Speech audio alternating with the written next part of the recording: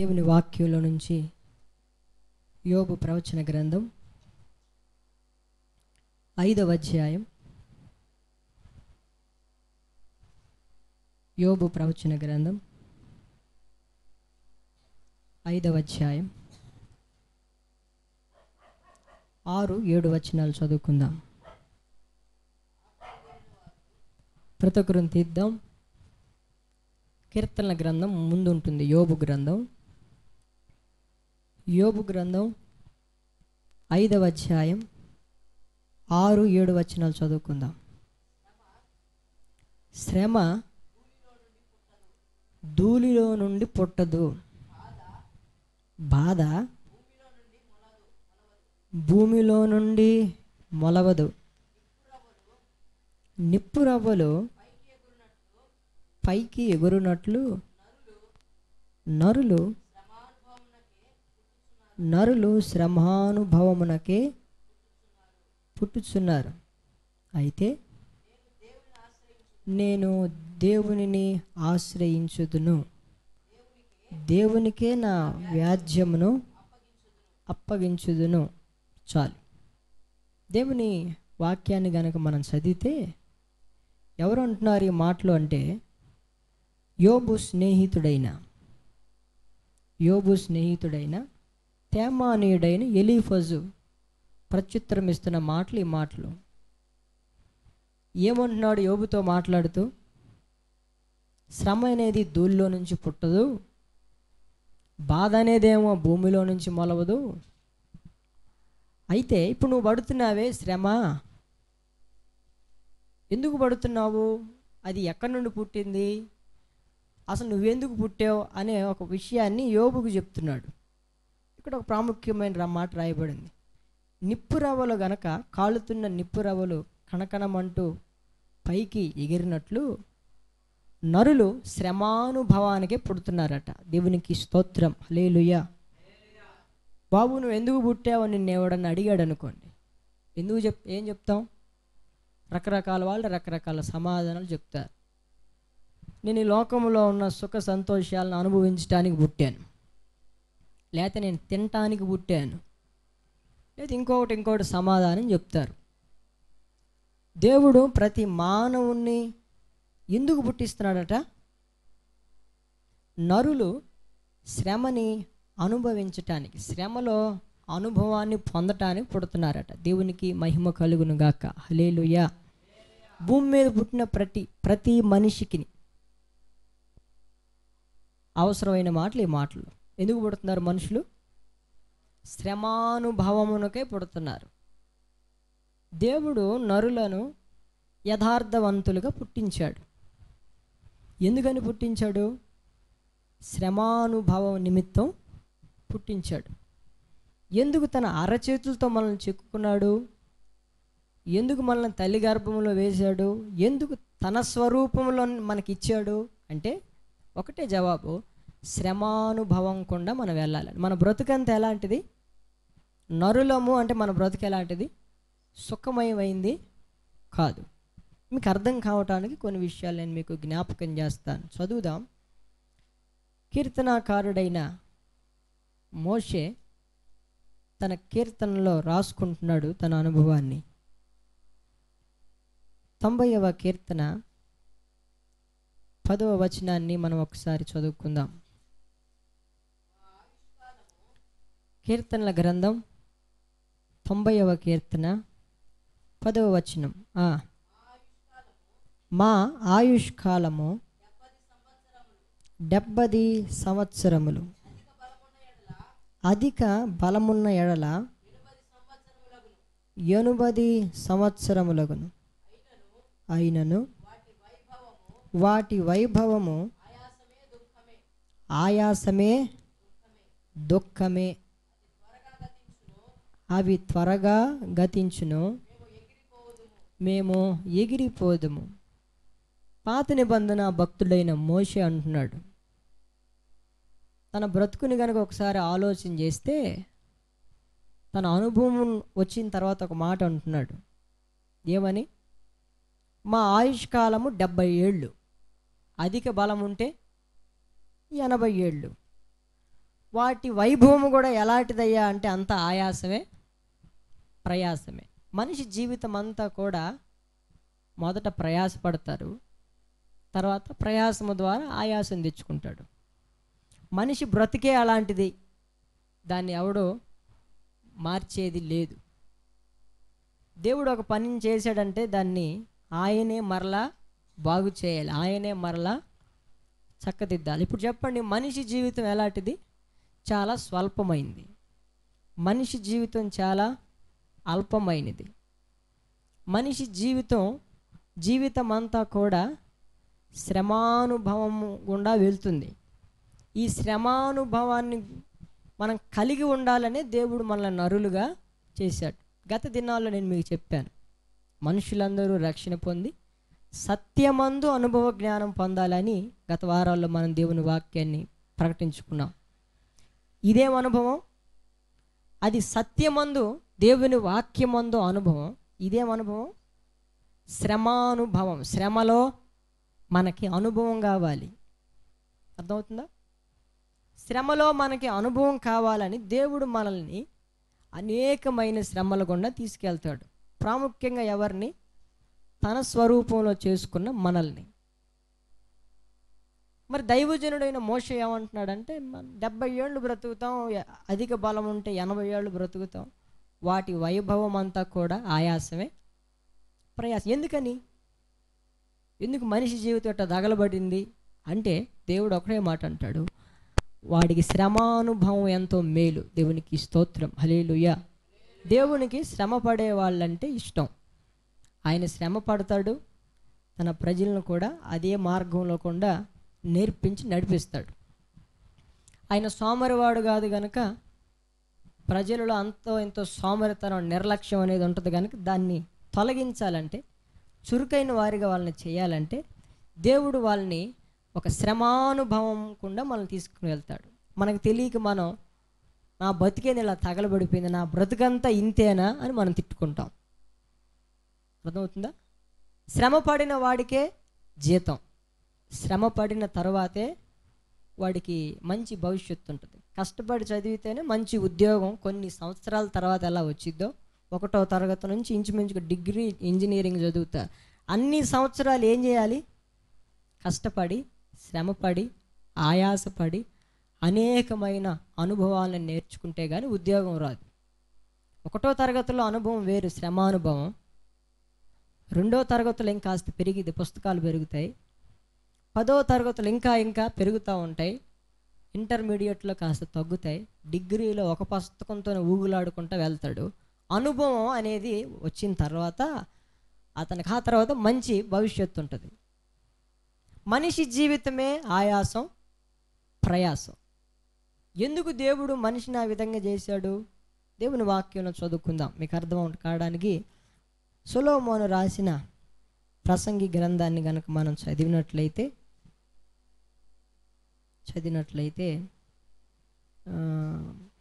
5వ అధ్యాయం 15వ వచనం నుండి కొన్ని వచనాలు చదువుకుందాం. సొలొమోను రాసిన ప్రసంగి గ్రంథం, సామెతల గ్రంథం ప్రక్కన ఉంటుంది. కీర్తనలు, సామెతలు, ప్రసంగి. 5వ అధ్యాయం 15వ వచనాన్ని మనం చదువుకుందాం. వాడు అంటే మనము ఏ ప్రకారముగా తల్లి గర్భము నుండి వచ్చెనో ఆ ప్రకారంగానే తాను వచ్చినట్లే దిగంబరిగానే మరలా పోవును. తాను ప్రయాసపడి, ఇక్కడ చూడండి, మనిషి జీవితం ఎలాంటిది? ప్రయాసపడి చేసుకొనిన దానిలో ఏదైనా సరే చేత పట్టుకొని పోడు. అతడు వచ్చిన ప్రకారముగానే మరలా పోవును. గాలికి ప్రయాసపడి సంపాదించిన దాని వలన వాడికి లాభమేమిటి? ఇదియు మనస్సునకు ఆయాసకరమైనదే. తన దినములన్నీ అతడు చీకటిలోనే భోజనం చేయును. అతనికి వ్యాకులమును, రోగమును, అసహ్యమును కలుగును. ఎవరికి? మనిషికి. జంతువుల గురించా చెప్తున్నాడు ఈ మాటలు? జంతువులకి వాటి వాటి జీవితం మీద అసహ్యం పుట్టిద్దా? మనుషులకి చెప్తున్నాడు. మనిషి తల్లి గర్భంలో నుండి వచ్చేటప్పుడు దిగంబరిగా వస్తాడు, దిగంబరిగానే వెళ్తాడు. అయితే మనిషి జీవితం ఆ స్వల్పకాలంలో ఏదో ఒకటి సంపాదించుకోవాలి, ఏదో ఒకటి పొందుకోవాలి అని తన జీవితం అంతా దేనికో దాని కొరకు ఉదయం నుండి రాత్రి వరకు పడుకున్నప్పుడు కూడా అతను ప్రయాసపడతాడు. అయితే ఆ అల్పకాలంలో ప్రయాసపడిన దాని వలన వచ్చే లాభం ఏంటి? పడుతున్న ప్రయాస దేని కొరకు పడుతున్నాడో కూడా అర్థం కాదు. తాను పడిన ప్రయాసానికి ఏమి సంపాదించుకున్నాడు? సంపాదించుకుంది ఒకవేళ నా వెనకమాల వచ్చిద్దా అంటే రాదు. మనిషి జీవితం నీ దేవుడు శ్రమ అనే అనుభవం కూడా ప్రభు తీసుకెళ్తున్నాడు. అయితే ఈ సత్యం తెలియని ప్రజలు జీవితాల్లో రోగాలు వస్తాయి, వ్యాకులం వచ్చిద్ది, చీకట్లోనే భోజనం చేస్తారు, ఆయాసం వచ్చిద్ది, చివరికి అసహ్యం కలిగిద్ది. ఎవరికి? ఈ సత్యం ఎవరికైతే తెలీదో వాళ్ళకి వాళ్ళ జీవితం మీద నా బతుకు కుక్క బతుకు అయిపోయింది, ఊళ్ళో తిరిగే పంది బతుకు అయిపోయింది, అనవసరం కుక్కగా పుట్టినా బాగుండేది, లేకపోతే ఇంకొక దేశంలో పుట్టినా బాగుండేది, ఆ తల్లి కడుపులో పుడితే బాగుండేది అని మనమే వ్యసనము, ఆయాసము, దిగులు, మనోవ్యాకులము కలిగి మనం బాధపడుతూ ఉంటాం. ఎవరు? ఈ సత్యం తెలియని వాళ్ళు. దేవుడు ఎందుకు ఆ రోగం గుండా మనల్ని తీసుకెళ్తాడు? దేవుడు ఎందుకు ఆ వ్యాకులం గుండా తీసుకెళ్తాడంటే అనుభవము, శ్రమానుభవము. దేవునికి మహిమ కలుగును గాక. హల్లెలూయా, హల్లెలూయా. దేనిలో నీకు అనుభవం కావాలి? ఇప్పుడు సత్యమందు అనుభవం అది వేరు, ఇది శ్రమానుభవం. ఏ శ్రమలలో అనుభవం? రకరకాల శ్రమలు ఉన్నాయి. మనం చేసుకున్న దానికి వచ్చే శ్రమలు వేరు, చేయకుండా వచ్చే శ్రమలు వేరు, దేవుడు పరీక్ష పెడితే వచ్చే శ్రమలు వేరు. ఏదైనా సరే శ్రమ అనేది మనకు అనుభవం అవ్వాలి. ఈ సంవత్సరంలో శ్రమలో ఒక అనుభవం, వచ్చే సంవత్సరంలో శ్రమ అనుభవం. మీకు ఇందాక చెప్పాను, 1వ తరగతిలో ఉన్న అనుభవం 2వ తరగతిలో ఉంటుందా? 10వ తరగతిలో ఉన్న అనుభవం 5వ తరగతిలో ఉంటుందా? అనుభవం పెరుగుతూ ఉంటుంది. అనుభవాన్ని మనం నేర్చుకుంటూ ఉంటాం, దానినే శ్రమానుభవం అంటున్నాం. అయితే మనిషి దేని కొరకు ప్రయాసపడుతున్నాడు? ఏ శ్రమ అనుభవాన్ని నేర్చుకుంటున్నాడు? ఏ శ్రమ అనుభవంలో కూడా వెళ్ళాలి? ఆ వాక్యాలు మనం చదువుకుందాం. సొలొమోను రాసిన ప్రసంగి గ్రంథంలోనే మనం కొన్ని విషయాల్ని క్షుణ్ణంగా ధ్యానం చేద్దాం. సొలొమోను రాసిన ప్రసంగి గ్రంథం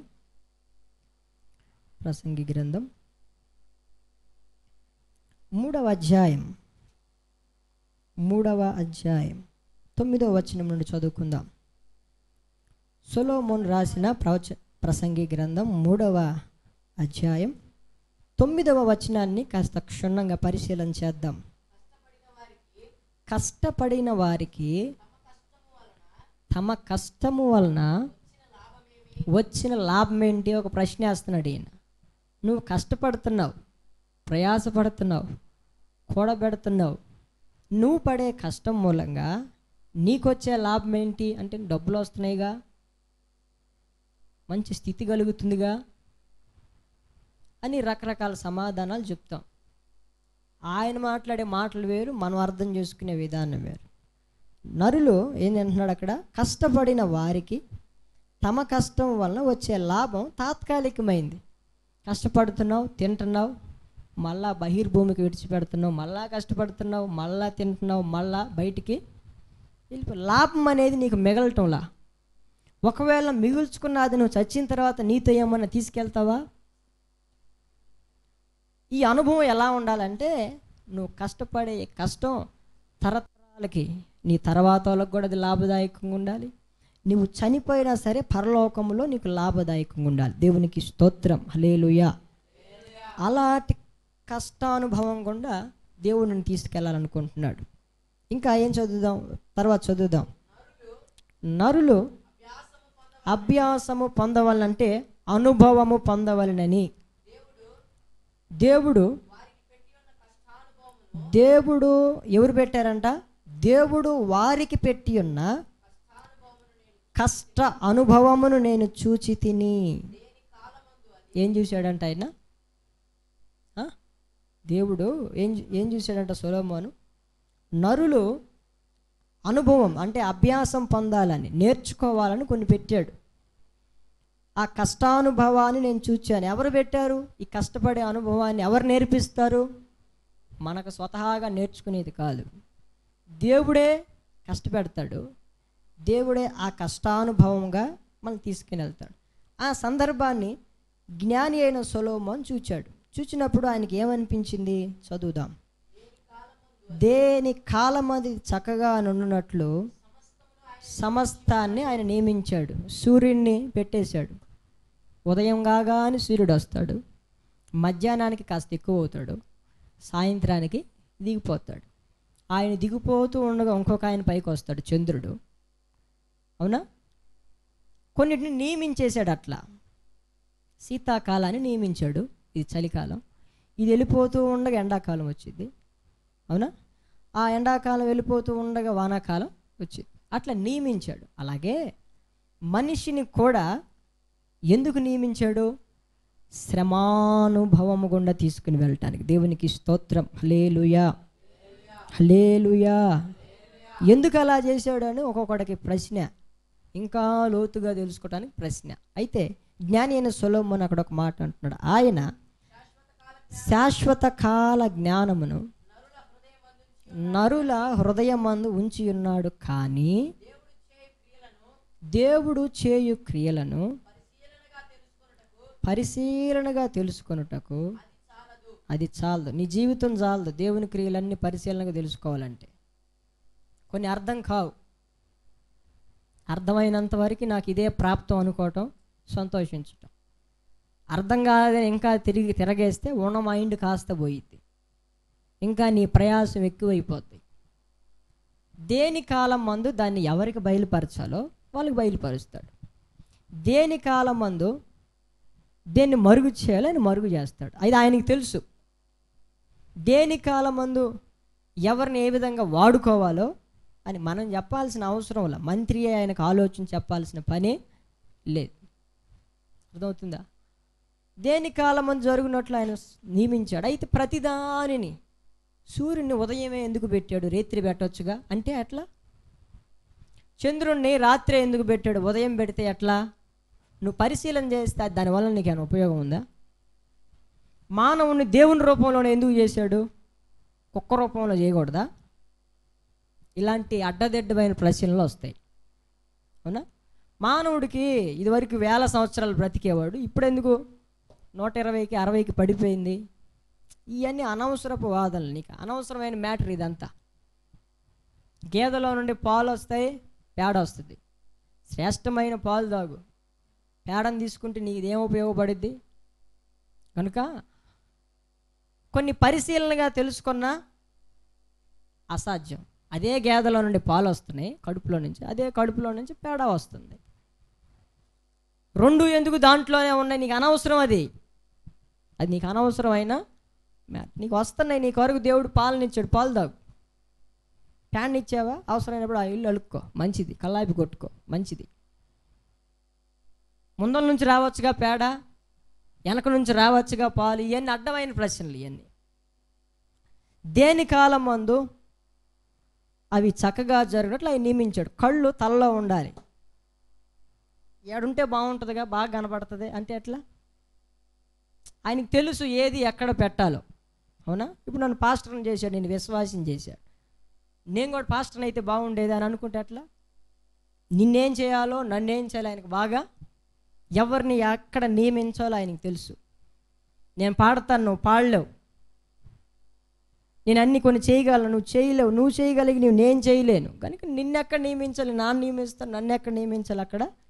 నన్ను ఎందుకు అలా చేయలేదు అనటానికి నువ్వెవడివి?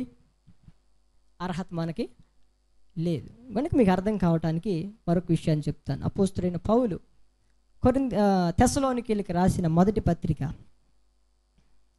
తెస్సలోనికీయులకు రాసిన మొదటి పత్రిక 3వ అధ్యాయం మొదటి నుంచి మనం చదువుకుందాం. తెస్సలోనికీయులకు రాసిన మొదటి పత్రిక 3వ అధ్యాయం మొదటి నుంచి క్రమంగా కొన్ని వచనాలను చదువుకుంటే అక్కడ ఒక విషయం మనకు అర్థమవుతుంది. కాబట్టి ఇక సహింపజాలక ఏథెన్సులో మేము ఒంటరిగా అయినను ఉండుట మంచిదని ఎంచి, బాబు ఈ శ్రమల వలన శత్రువులు కాదు శ్రమలు, ఈ శ్రమల వలన ఎవడునూ కదిలింపబడకుండునట్లు మిమ్మును స్థిరపరచుటకును మీ విశ్వాస విషయమై మిమ్మును హెచ్చరించుటకును మన సహోదరుడును క్రీస్తు స్వార్థ విషయంలో దేవుని పరిచారకుడైన తిమోతిని పంపితిమి. ఇది ప్రాముఖ్యమైంది. మేము మీ వద్ద ఉన్నప్పుడు మనము శ్రమను అనుభవింపవలసి ఉన్నదని మేము ఇప్పుడు చెప్పటం కాదు, ముందుగానే చెప్పాం. ఏమని చెప్పాం? మేము మీ వద్ద ఉన్నప్పుడు, మీతో ఉన్నప్పుడు ఏం చెప్పాం? శ్రమ అనుభవింపవలసి ఉన్నదని చెప్పాం. ఎందుకు చెప్పాం? దేవుడు మాకు చెప్పాడు కాబట్టి చెప్పాం. ఎందుకు ఈ శ్రమలో అనుభవం కలగటానికి శ్రమ మీద శ్రమ దేవుడు మనకిస్తాడు. అందుకని మేము ఏం చెప్పాం? శ్రమ రాక మునిపే శ్రమ వచ్చిద్దని చెప్పాం. ఇప్పుడు అలాగే జరిగింది. ఇది మీకు కూడా తెలియను. అట్టి శ్రమలను అనుభవించుటకు మనము నియమింపబడిన వారమని మీరు కూడా ఎరుగుదురు. దేవునికి స్తోత్రం. హల్లెలూయా, హల్లెలూయా. మనుషులు ఎందుకు నియమింపబడ్డారంట చెప్పండి? మేము అనట్లా, మనము అంటున్నాడు పౌలు. మేము బాగుంటాం, మీరే శ్రమల పాలవుతారు అనట్లేదు. మేము మీ వద్ద ఉన్నప్పుడు మనము శ్రమ అనుభవించవలసి ఉన్నవారమని మేము ముందుగా చెప్పాం. ఇప్పుడు కూడా అలాగే జరిగింది. ఇది మీకు కూడా తెలుసు. అయితే మాకెప్పుడు మీరు చెప్పలేదు, ఇప్పుడే కొత్తగా మా జీవితంలో చూస్తున్నాం, ప్రతిదీ మా జీవితంలో ముందుగానే చెప్తారు కదా అన్నట్లుగా మీ మొహాలు కనపడుతున్నాయి. మీకు అర్థం కావడానికి పేతురు రాసిన మొదటి పత్రికలో ఒక విషయాన్ని చదివిస్తాను. 4వ అధ్యాయం 12వ వచనం. ఆ వాక్యం అలాగే పట్టుకోండి. పేతురు రాసిన మొదటి పత్రిక 4వ అధ్యాయం 12వ వచనం. 12వ వచనం. ప్రియులారా, మిమ్మును శోధించటానికి మీకు కలుగుచున్న అగ్ని వంటి మహాశ్రమను గూర్చి మీకేదో ఒక వింత సంభవించినట్లు ఆశ్చర్యపడమాకండి. శ్రమ కలగ్గానే ఆశ్చర్యం, శ్రమ కలగ్గానే అదొక రకంగా ఫీల్ అయిపోతాం. శ్రమ కలగానే నాకే ఎందుకు వచ్చింది అనుకుంటాం. పేతురు దినాల్లో పేతురు చెప్తున్నాడు, ప్రియులారా, మిమ్మును శోధించటానికి మీకు కలుగుచున్న అగ్ని వంటి మహాశ్రమను గూర్చి మీకేదో వింత సంభవించుచున్నట్లు ఆశ్చర్యపడమాకండి. వింత కాదు అది ఒక అనుభవం. శ్రమ వచ్చిందని మీకు ముందులే చెప్పాం. వచ్చింది. ఎందుకు వస్తుంది? మనల్ని ఎవడు కదిలించకుండా స్థిరంగా ఉంచడానికి మనకు శ్రమ అవసరం. శ్రమలో అనుభవం అవసరం. కనుక ప్రతిసారి మీరు ఆశ్చర్యపడమాకండి, ప్రతి తాటాకు చప్పుళ్ళకి భయపడమాకండి. అప్పుడు ఏం చేయాలి? ఎందుకు ఆ శ్రమలు వస్తున్నాయి? క్రీస్తు మహిమ బయలుపరచబడినప్పుడు మీరు మహా ఆనందంతో సంతోషించు నిమిత్తం క్రీస్తు శ్రమలలో మీరు పాలివారై ఉన్నంతగా సంతోషించండి. మనం శ్రమానుభవంలో గుండా వెళ్తే ఒకానొక దినాన క్రీస్తు యొక్క మహిమ మన ఎడల బయలుపరచబడు. మనం పడిన కష్టాన్ని ఆయన ఊరకనే ఉంచుకోడు. పడిన కష్టానికి తగిన శాశ్వత కాలమైన జీతాన్ని ఆయన ఇస్తాడు. ఎవరు అపహరింపజాలని ధనాన్ని మన కొరకు సమకూరుస్తాడు.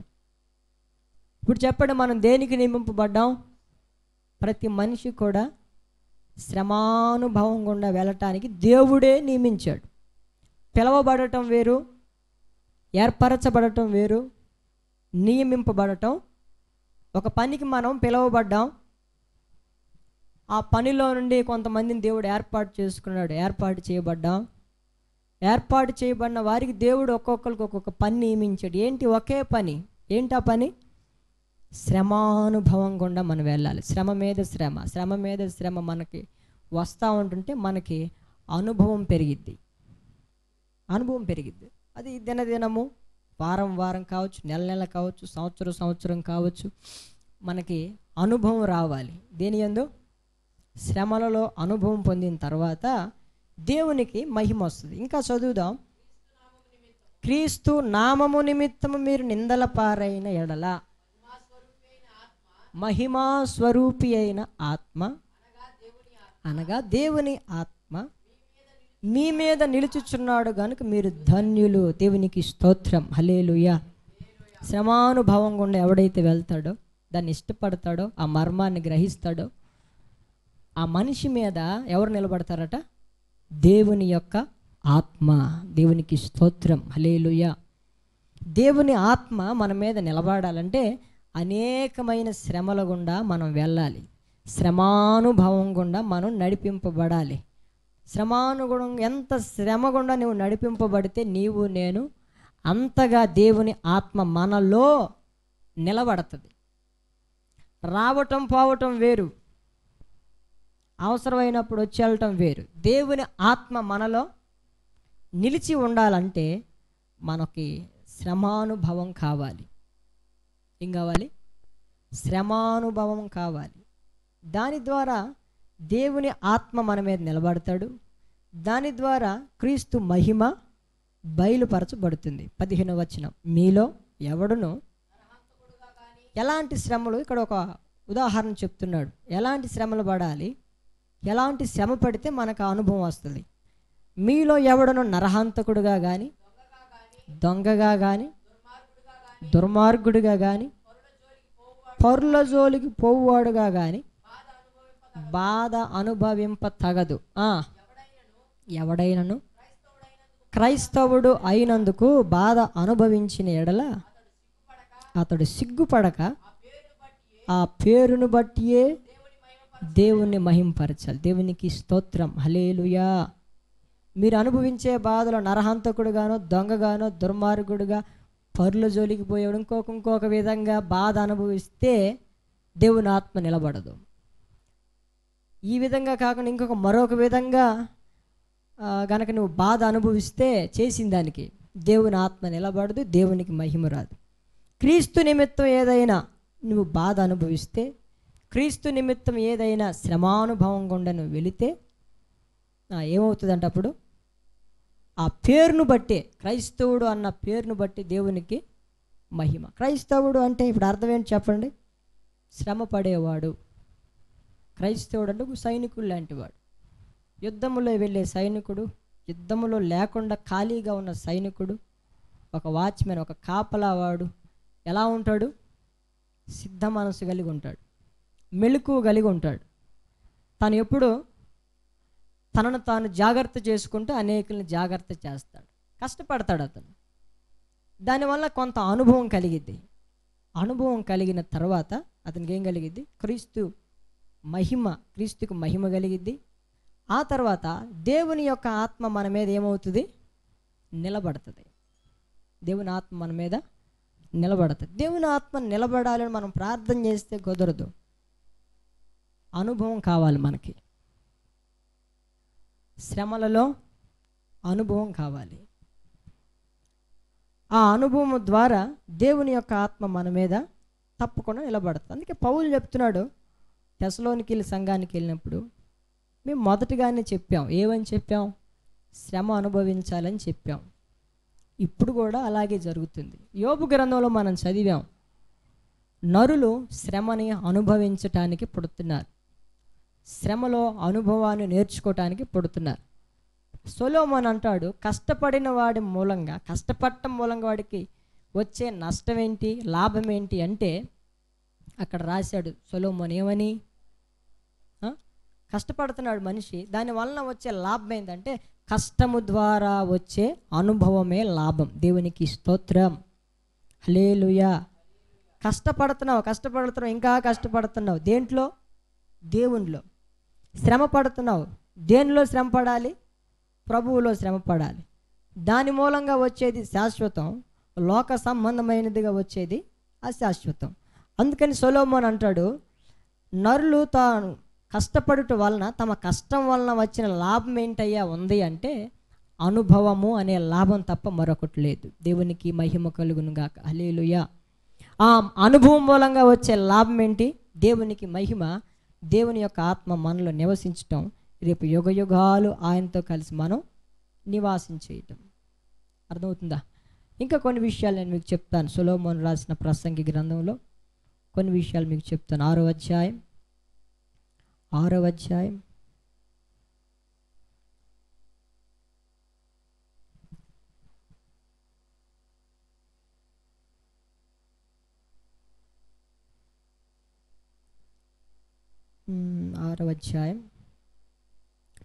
వచనం.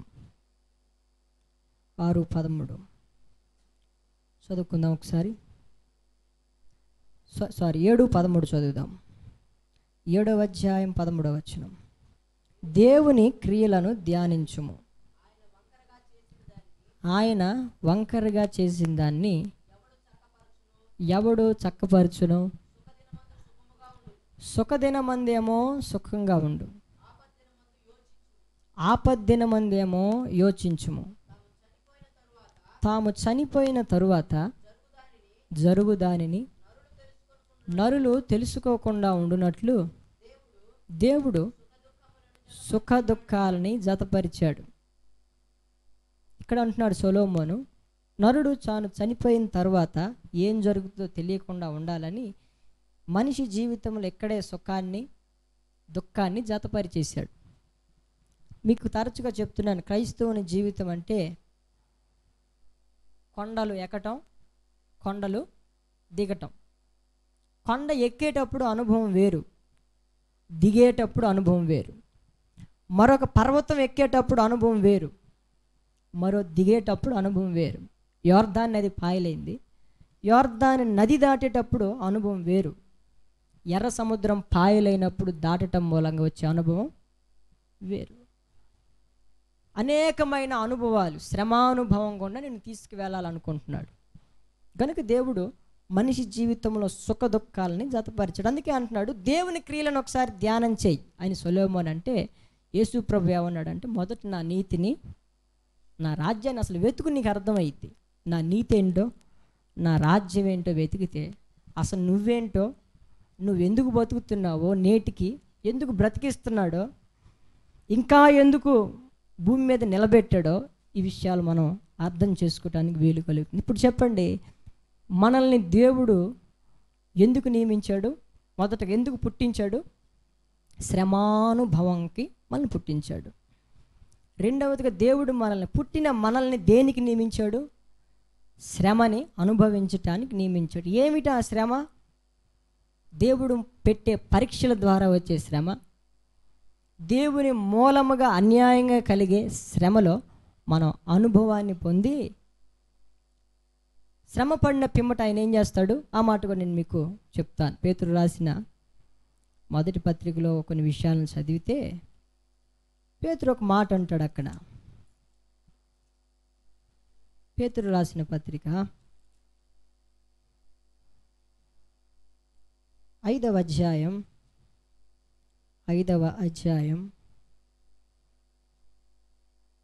9వ వచనం చదువుకుందాం. పేతురు రాసిన మొదటి పత్రిక 5వ అధ్యాయం 9వ వచనం చదువుకుందాం. లోకమందున్న మీ సహోదరుల యందు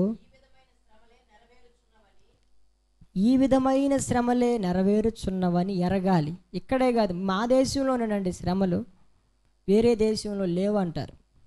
మా ప్రాంతమేనండి కఠినం, మీ ప్రాంతంలో చాలా మంచోళ్ళు అంటారు. బైబిల్ అంటుంది, ఈ శ్రమ అనుభవం అనేది పుట్టిన ప్రతి ఒక్కడికి దేవుడు నియమించాడు. పేతురు అంటాడు, ఈ లోకమందున్న మీ సహోదరుల యందు కూడా ఈ విధమైన శ్రమలే. ఒక్కొక్క తల్లి అంటది, నా వంటి శ్రమ ఇంకెవడుకి లేదు, నాకున్న శ్రమ పగోడికి కూడా రాకూడదు. అందరికీ ఒకటే ఒక శ్రమ, లోకమందున్న మీ సహోదరుల యందు ఈ విధమైన శ్రమలే నెరవేరుచున్నవని ఎరగాలి మీరు. నీకు ఎక్కువ శ్రమలు కాదు, ఆమెకు తక్కువ శ్రమలు కాదు, అందరికీ ఒకే శ్రమ. అయితే విశ్వాసమందు స్థిరులై వానిని ఎదిరించాలి. విశ్వాసమందు స్థిరత్వం ఎలా కలిగిద్ది? అనుభవంలో కలిగిద్ది స్థిరత్వం అనేది. ఒక మొక్కను నాటినప్పుడు కొంచెంగా వేర్లు వస్తాయి, కొన్ని దినాల తర్వాత దాని అనుభవం పెరిగిద్ది, వేర్లు కొంచెం గట్టిపడతాయి. ఇంకొన్ని దినాలు పెరిగినప్పుడు ఇంకా వేర్లు పెద్దవి అవుతాయి.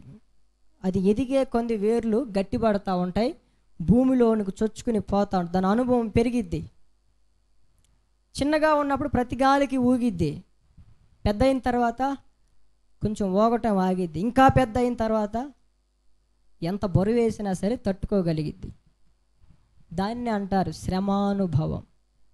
శ్రమానుభవం లేనివాడు ప్రతి తాటాకు చప్పుళ్ళకి భయపడతాడు, చీకట్లో తాడు మీద కాలేసినా భయపడతాడు. అనుభవం లేనివాడు, అనుభవం లేనివాడికి రేపు జీతం ఉండదు, వాడు శ్రమ పడలేడు, జీవితం అంతా అసహించుకోవడం. నాది ఒక బతికేనా, నా జీవితం అంతా ఆయాసమే, ప్రయాసమే, దిక్కుమాలిన జీవితం అనుకుంటాడు, చేస్తాడు.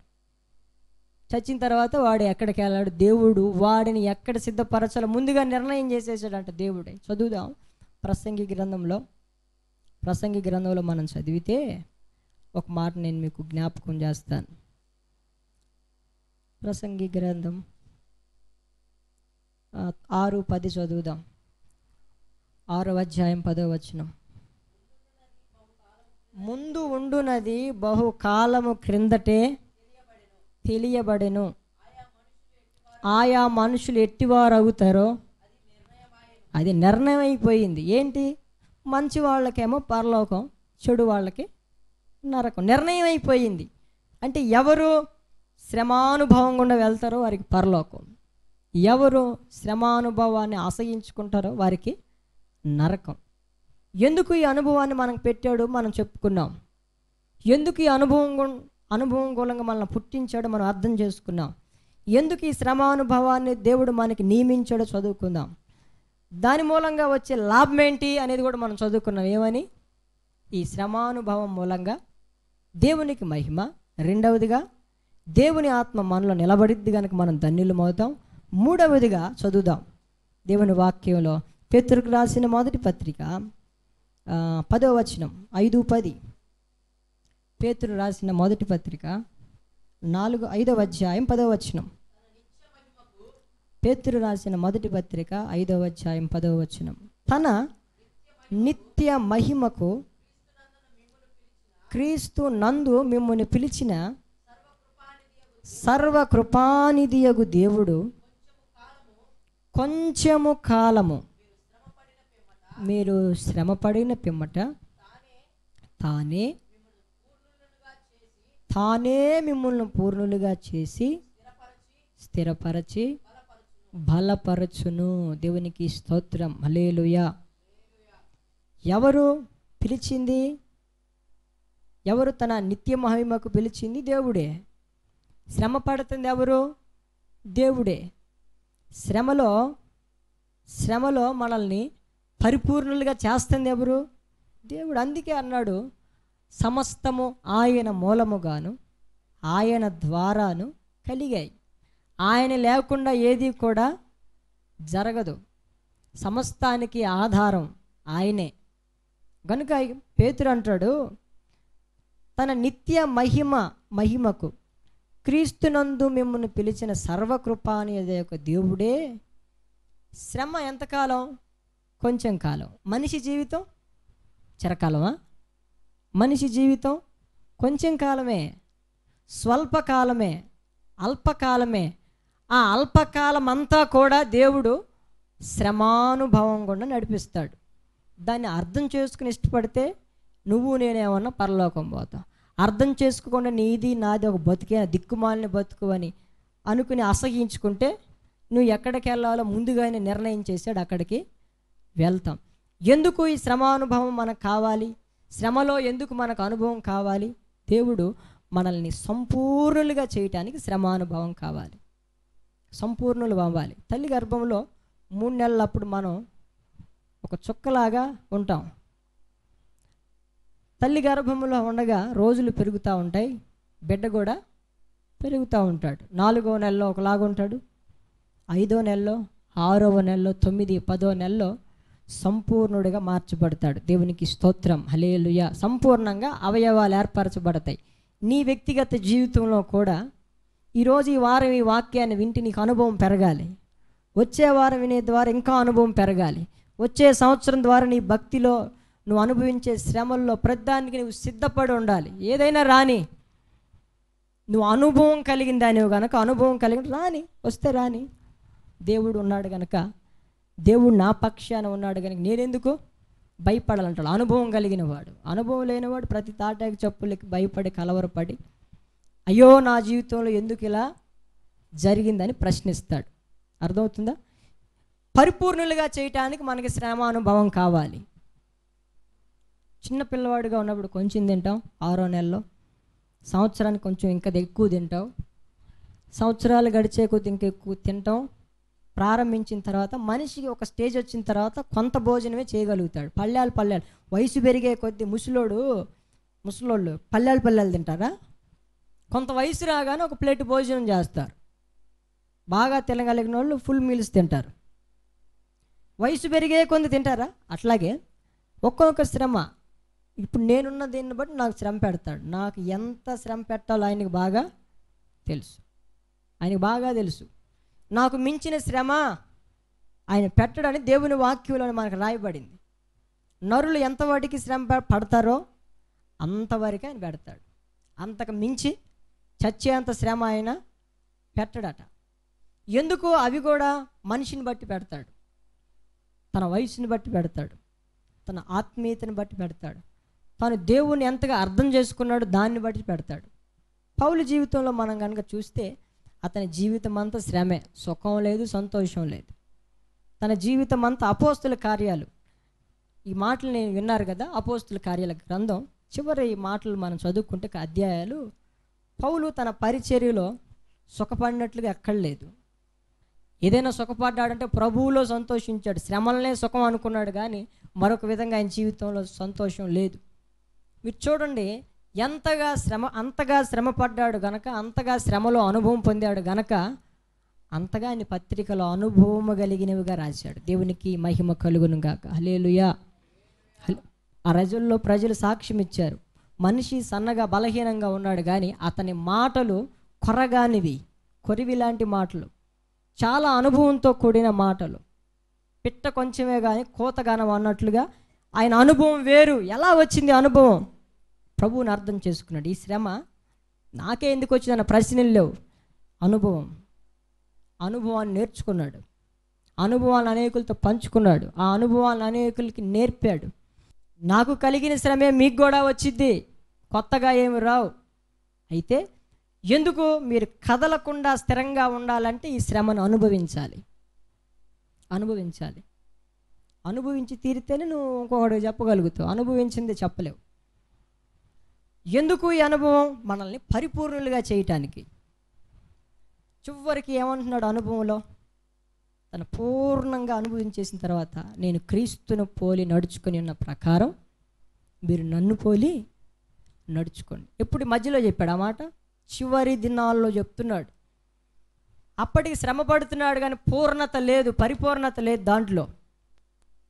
నీ వ్యక్తిగత జీవితంలో కూడా ఈ సంవత్సరం శ్రమలు వేరు, వచ్చే సంవత్సరం శ్రమలు. అయితే నీ అనుభవం పెరిగి ప్రతి దానికి నువ్వు ఒక రాయిలాగా, కదలని ఒక బండలాగా, ఎవడు కదిలించలేని ఒక వ్యక్తిలాగా అనుభవములో నీవు ఎదగాలి, నేర్చుకోవాలి. దేవునికి స్తోత్రం. హల్లెలూయా, హల్లెలూయా. విలాప వాక్యాల గ్రంథంలో నేను మీకు వాక్యాన్ని చెప్తాను, చదవండి. విలాప వాక్యాల గ్రంథం 3వ అధ్యాయం 31వ వచనం.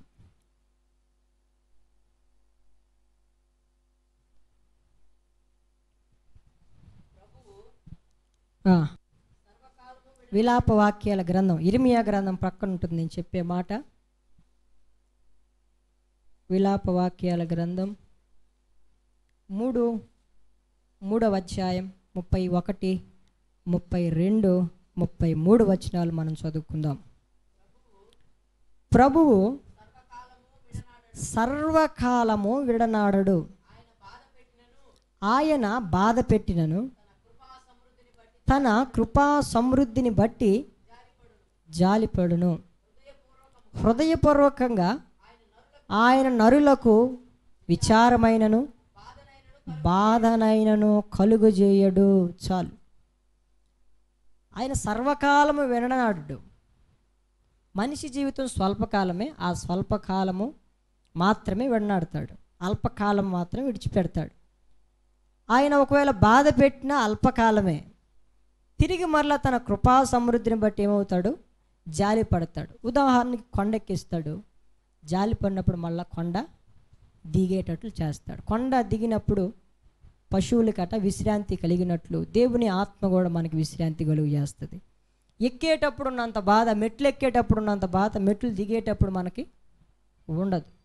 ఎక్కించేటప్పుడు వీళ్ళు బాగా కష్టపడ్డారు, శ్రమ పడ్డారని మరలా మనకు రెస్ట్ ఇస్తాడు, మరలా విశ్రాంతి. మరలా రెస్ట్ తీసుకున్న తర్వాత మనకు శక్తి వస్తుంది, విశ్రాంతి. మరలా శ్రమ గుండా దేవుడు మనల్ని తీసుకెళ్తాడు. ఇది నీ జీవితంలో ఒక అనుభవంగా నువ్వు నేర్చుకుంటే నీవు కూడా చరిత్రలో నిలిచిపోయే వ్యక్తిగా మార్చబడతావు. దేవునికి స్తోత్రం, హల్లెలూయా. యేసుక్రీస్తు సిలువలో శ్రమ పడ్డాడు, మన కొరకు శ్రమ పడ్డాడు. నేను పడ్డానులే మీరు పడమాకండి అనలేదు. ఏమన్నాడు? నేను నా సిలువ ఎత్తుకున్నాను, మీ అందరి సిలువ. ఇప్పుడు మీ సిలువ మీరు ఎత్తుకొని, ఎవడైనా మీలో నన్ను వెంబడించాలనుకుంటే మీ సిలువను ఎత్తుకొని నన్ను వెంబడించండి చెప్పాడు. సిలువను ఎత్తుకొని వెంబడించడం అది చాలా శ్రమతో కూడింది. సిలువను ఎత్తుకుని ఆయన కొండెక్కాడు, ఆయన సిలువ వేశారు. చాలా శ్రమ. యేసుక్రీస్తు జీవితం కూడా శ్రమలో కూడా నడిచింది. శ్రమలో ఆయన అనుభవం నేర్చుకున్నాడు. ఒక శ్రమలో తన అనుభవాన్ని పంచుకున్నాడు. ఆయన పొందిన దెబ్బల చేత ఆయన విధేయత నేర్చుకొనను అని రాయబడింది. దేవునికి స్తోత్రం, హల్లెలూయా, హల్లెలూయా. ఆయన పొందిన దెబ్బల మూలంగా ఆయనకి ఏం కలిగింది? విధేయత నేర్చుకున్నాడు. యేసు ప్రభువే మనలాగా మానవుడై ఉండి ఆయన ఏం నేర్చుకున్నాడు? దెబ్బలు కొట్టినప్పుడు విధేయత నేర్చుకున్నాడు. మనం కూడా అనుభవంలో అనేకమైన వాటిని నేర్చుకుంటాం.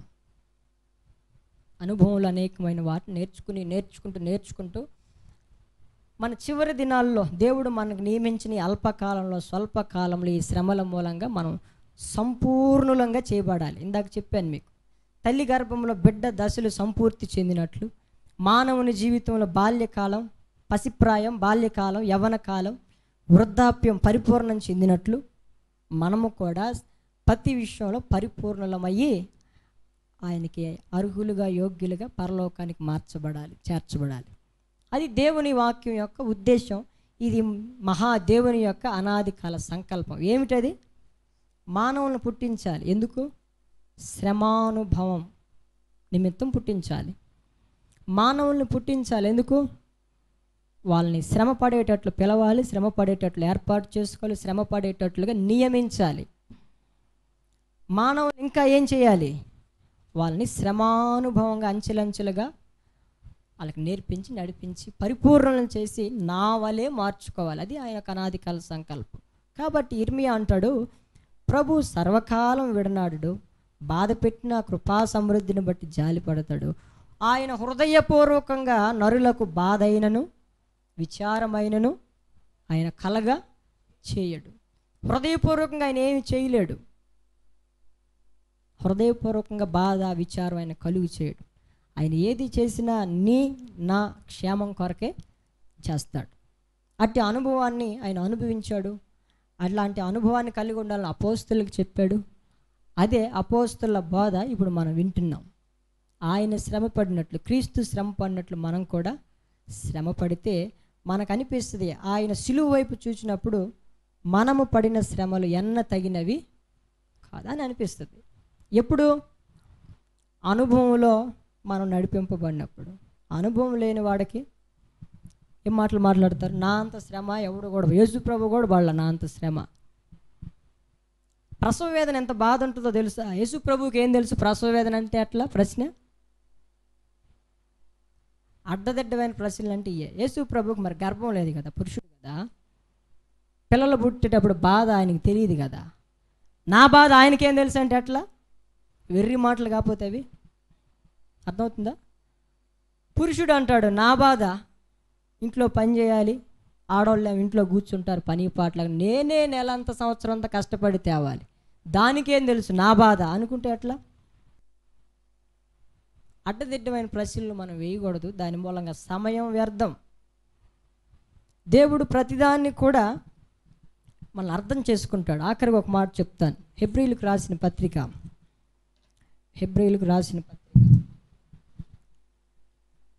మనకు అలాంటి ప్రశ్నలు వస్తే కనుక దేవుని వాక్యంలో మనం అర్థం చేసుకోవడానికి ప్రయత్నం చేద్దాం. హెబ్రీ పత్రిక 2వ అధ్యాయం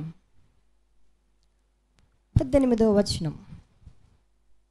హెబ్రీయులకు రాసిన పత్రిక 2వ అధ్యాయం 18వ వచనం.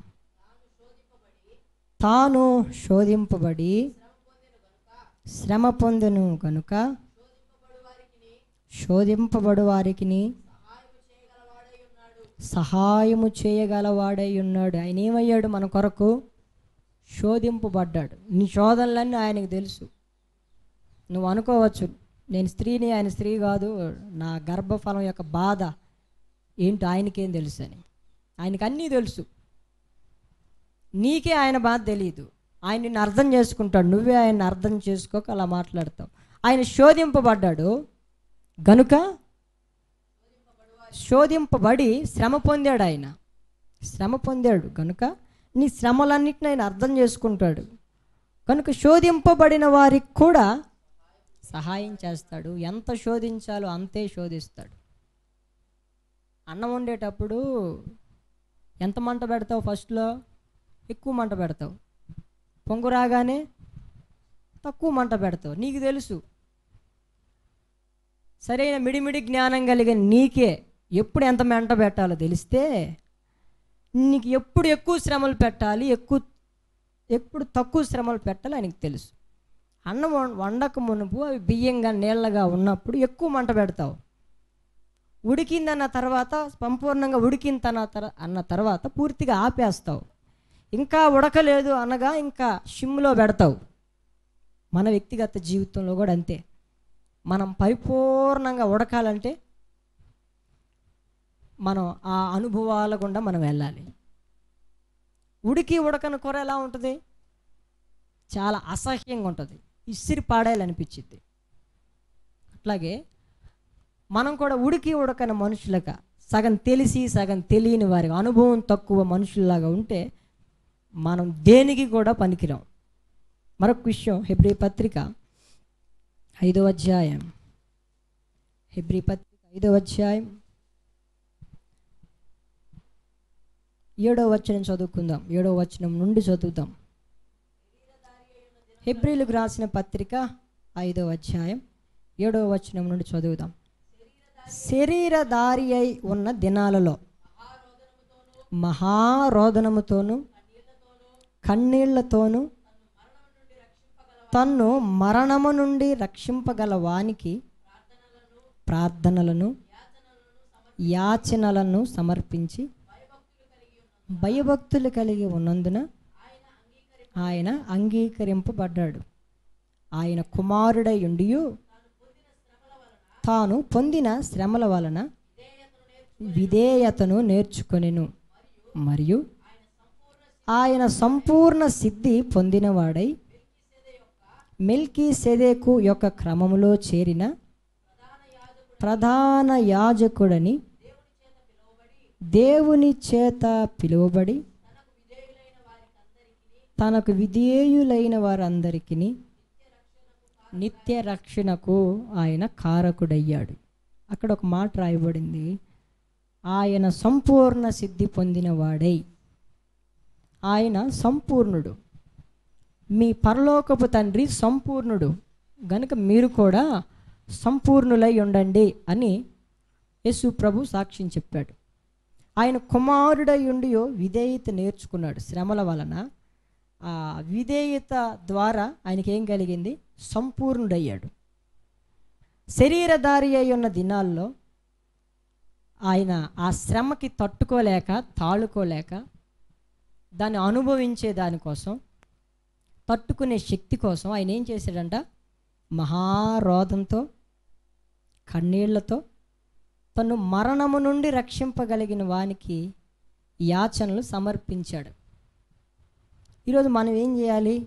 మన యొక్క శ్రమానుభవం గుండా ప్రభు మనం తీసుకెళ్తున్నప్పుడు ముందుగా శ్రమ వస్తుందని చెప్తున్నాడు. నీకు అవే గలగలగబోతున్నాయి, ఇవి గలగబోతున్నాయి, నీకు ఆశీర్వాదం రాబోతుంది, ఈ ఆశీర్వాదం రాబోతుందని చెప్పట్లేదు. శ్రమ పడిన తర్వాత మనకి జీతం, శ్రమ పడిన తర్వాత మనకి ఆశీర్వాదం, శ్రమ పడిన తర్వాత ఏదైనా మనకి మేలు. యేసు ప్రభు అంటున్నాడు, తాను శ్రమ పడక మునుపు, సిలువ అనుభవించక మునుపు, పరిచర్య కూడా చేయక మునుపు ఆయన ఏం చేశాడు? సమయం దొరికినప్పుడల్లా కొండల్లోనికి, అరణ్యాల్లోనికి, ఖాళీ ప్రదేశాల్లోనికి వెళ్ళి మహారోదనతో ప్రార్థన చేశాడు. ఎలా చేశాడు? ఒంటరిగా చేశాడు. దేవునికి స్తోత్రం, హల్లెలూయా. మీకు తెలుసు, మత్తయి సువార్తలో యేసు ప్రభు చెప్పాడు, నీవు దేవుని సన్నిధికి వెళ్ళేటప్పుడు, ప్రార్థన చేసేటప్పుడు గదిలోనికి వెళ్ళి తలుపేసుకుని నీ పరలోకపు తండ్రి వినేటట్లుగా నువ్వు ప్రార్థన చేయాలి, ఒంటరిగా. యేసు ప్రభు ఇంకెవరైనా వెంట తీసుకెళ్ళాడా?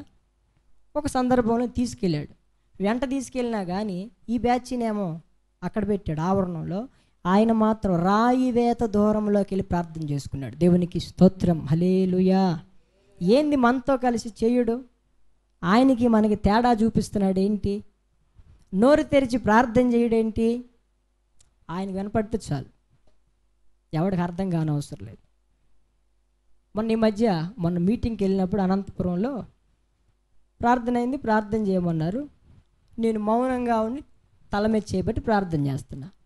ఒక బిషప్ గారు వచ్చారు అక్కడికి.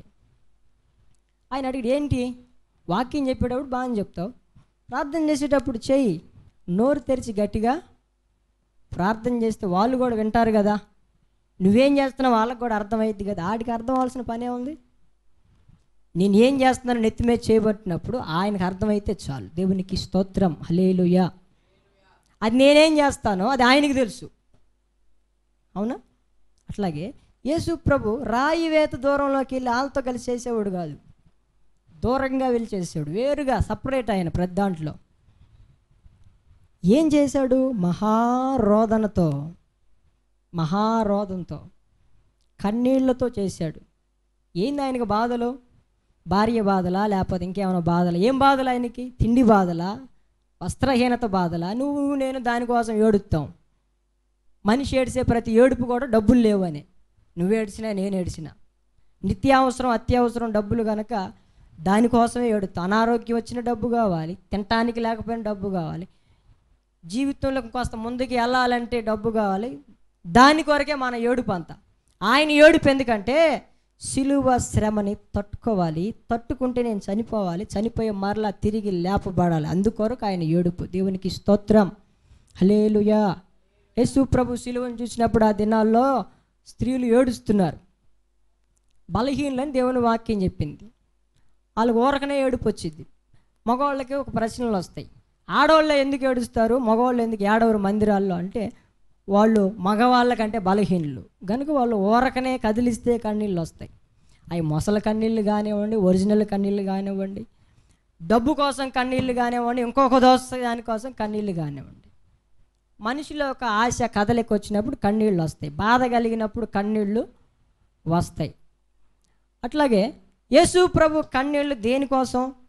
సర్వ మానవాళి ఈ పాపాలు కడగబడాలి, రక్షణ రావాలంటే ఆయన సిలువ శ్రమని అనుభవించాలి. దానికోసం ఆయన ఏడుపు. యెరూషలేము కుమార్తెలారా, నా కోసం ఎందుకమ్మా ఏడుస్తారు? నా ఏడుపు ఏంది, నేను ఏడ్చాను, మీ ఏడుపులు మీకున్నాయి, మీ ఏడుపు మీరు ఏడవండి అన్నాడు యేసు ప్రభు. దేవునికి స్తోత్రం, హల్లెలూయా. నా కొరకు కాదు మీరు ఏడ్చేది, సిలువను చూసినప్పుడు కాదు ఏడవటం. నీ యజమానులు ఉన్నారే, లోబడని వాళ్ళని ప్రజలుగా ఉన్న నీ పిల్లలు ఉన్నారే, ఇంకా నేనెవరో తెలియక మొహం తిప్పకుండా వీపు తిప్పుతున్న ప్రజలు ఉన్నారే, వాళ్ళ కొరకు ఏడు, వాళ్ళని చూసి ఏడు, నన్ను చూసి ఎందుకు ఏడుస్తావు? నీ ఏడుపు అది, నా ఏడుపు ఇది అని యేసు ప్రభు చాలా వివరించి చెప్పాడు.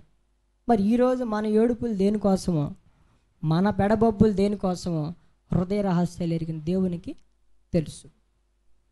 ఆయన రాయి వేత దూరంలోకి వెళ్ళి ప్రార్థన చేసేవాడు. ఎలా ఎలా చేసేవాడు ప్రార్థన? మహారోదన. చూసామా మనం? ఇంకెవరన్నా చూసారా? పౌలు చెప్తున్నాడు ఆత్మ ద్వారా. ఆయన ప్రార్థన ఎలాంటిది? మహారోదన. చెమట బిందువులు రక్తంగా మారిపోయేంత ప్రార్థన ఆయన చేశాడు. మనం ప్రార్థన చేస్తే చెమట కూడా రాదు. ఒకవేళ వచ్చినా మనం ఫ్యాన్ వేసుకుంటాం కానీ అది వెంటనే ఆరిపోద్ది.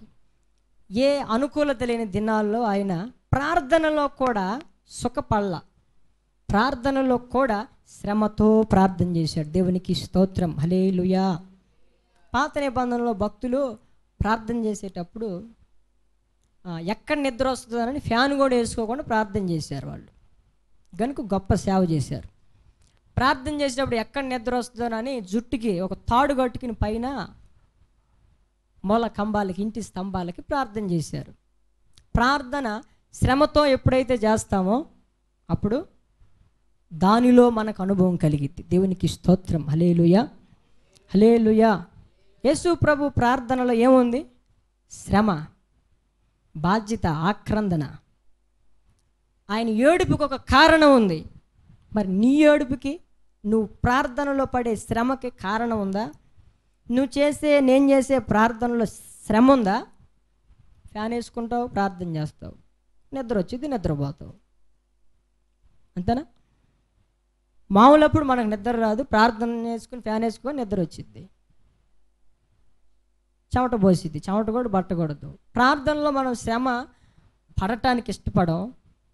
ఏసీలో ఉంటే ఇంకా బాగా ప్రార్థన చేస్తాం, చలిగా ఉంటుంది కదా, చల్లగా ఉంటుంది, ఇంకా ఎక్కువ చేయొచ్చు అనుకుంటాం. ప్రార్థనలో కూడా మనకు సుఖం కావాలి. ప్రార్థనలో ఒంటరిగా చెయ్యవు, నీకు నలుగురు ఉండాలి. నలుగురితో గుంపులో ఉంటేనే వస్తుంది నీకు, లేకపోతే చేయలేవు. అదో రకమైన భయం, ప్రతి చిన్న శబ్దం విన్నా కానీ భయం. ప్రార్థనలో ఈ అనుభవాలు ఉన్నాయి. ప్రార్థనలో శ్రమ ఉంది. ప్రార్థనలో నీవు నీ దేవుడే, ఇంకెవరు కూడా ఉండకూడదు. అది నీకెంతో, ఆ అనుభవం నీకెంతో ఆశీర్వాదకరం. దేవునికి మహిమ కలుగును గాక, హల్లెలూయా. అది నా అనుభవం కాదు, యేసుక్రీస్తు అనుభవం, పాత నిబంధనలో ఉన్న భక్తుల అనుభవం. ఆ అనుభవాన్ని మనం కూడా నేర్చుకుంటే వాళ్ళు సంపూర్ణులై ఉన్నట్లు మనం కూడా సంపూర్ణులు అవుతాం. హెబ్రీయులకు రాసిన పత్రికలో రాశాడు, మనము లేకుండా పాత నిబంధన పరిశుద్ధులు ఎవరికి తీర్పు లేదు, పరలోకం లేదు. ఈ లోకమంతా సంపూర్ణం చేయబడాలి, లెక్కంతా పూర్తవ్వాలి, హతసాక్షి లెక్క పూర్తవ్వాలి. అప్పుడే దేవుని యొక్క రాకడ, అప్పుడే అబ్రాహాము, ఇస్సాకు వీళ్ళకు కూడా పరలోకం. మనము లేకుండా వాళ్ళకి సంపూర్ణత లేదు. ఇంకా లోకమంతా సంపూర్తి చేయబడాల, లోకమంతా సంపూర్తిగా దేవుని వాక్యం ఎత్తబడాల, లోకమంతా దేవుని గురించి సంపూర్తిగా తెలుసుకోబడాల. ఎందుకంటే ఆయన సంపూర్ణుడు. మన అల్పకాలంలో కూడా అతి తక్కువ కాలంలోనైనా మనం సంపూర్ణులుగా, పరిపూర్ణులుగా మార్చబడి శ్రమానుభవం గుండా మనం నేర్చుకుని మన తరం వారికి, రాబో తరం వారికి మాదిరికరంగా నిలబడాలి. లేచి నిలబడి ప్రార్థన చేద్దాం.